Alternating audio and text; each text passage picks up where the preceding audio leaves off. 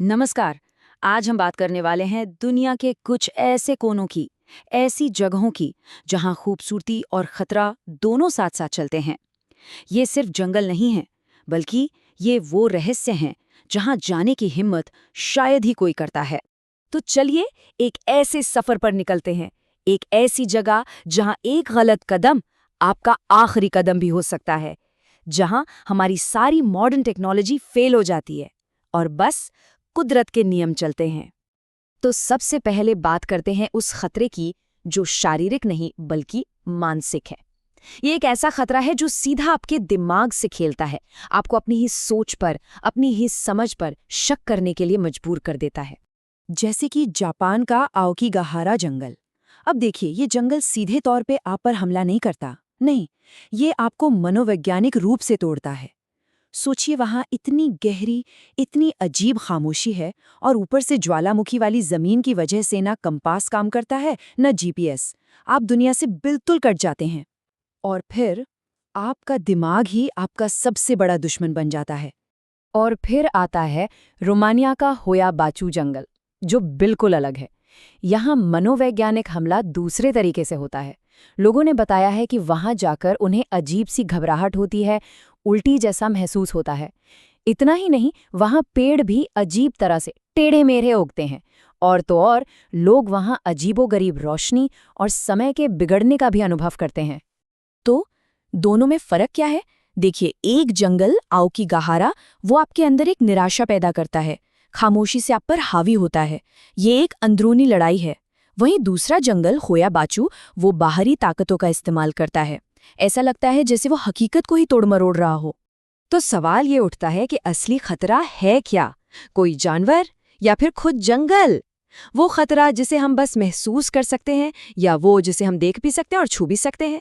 चलिए अब दिमागी खतरों से आगे बढ़ते हैं और बात करते हैं उन खतरों की जो सीधे सीधे शारीरिक हैं। अब बात करते हैं उन जंगलों की जहां खतरा कोई रहस्य नहीं बल्कि एक बेरहम हकीकत है। ये वो जगह हैं जहां पूरा का पूरा इकोसिस्टम वही शिकारी बन जाता है। ये बिल्कुल साफ दिखाता है कि कैसे अलग अलग माहौल अलग अलग तरह की शिकारी पैदा करते हैं। जैसे अमेज़न को ले लीजिए, जहां इतनी नमी और धुंधलका है कि शिकारी छिपकर वार करते हैं। या फिर सुंदरबन, जहां हर दिन ज्वार भाटे से जमीन बदल जाती है और वहां के आदमखोर बाघ पानी में तैरकर भी शिकार कर लेते हैं। और खतरा सिर्फ जानवरों से नहीं है। ऑस्ट्रेलिया के डेंट्री जंगल में एक पौधा है, गिम्पी गिम्पी। नाम सुनने में अजीब है, पर जरा सोचिए, अगर किसी का हाथ इससे बस छू जाए तो उसे इतना भयानक, इतना लंबा चलने वाला दर्द होता है कि लोग पागल तक हो गए हैं। इसीलिए तो इसे सुसाइड प्लांट भी कहते हैं। ये हमें बताता है कि इन जंगलों में एक पत्ता भी जानलेवा हो सकता है। सुंदरबन की बात करें तो वहां के बाघ वो कोई आम बाघ नहीं है। वो खामोशी से शिकार करते हैं, मैंग्रोव के घने पानी में तैर सकते हैं और अक्सर पीछे से हमला करते हैं।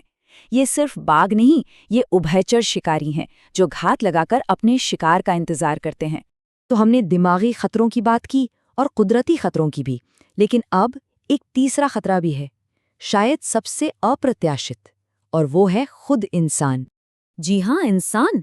अमेज़न में आज भी ऐसी जनजातियां हैं जिनका बाहरी दुनिया से कोई संपर्क नहीं है, और वो जहरीले तीरों से अपने इलाके की हिफाजत करती हैं।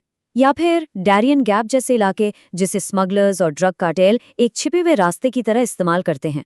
इन जगहों पर अक्सर सबसे बड़ा खतरा कोई जंगली जानवर नहीं बल्कि कोई दूसरा इंसान ही होता है। और ये तो बस कुछ उदाहरण थे। सोर्स मटेरियल में ऐसे 10 जंगलों की बात की गई है, और हर एक जंगल अपने आप में एक अलग दुनिया है, जो इंसान के लिए एक नई और भयानक चुनौती लेकर आता है।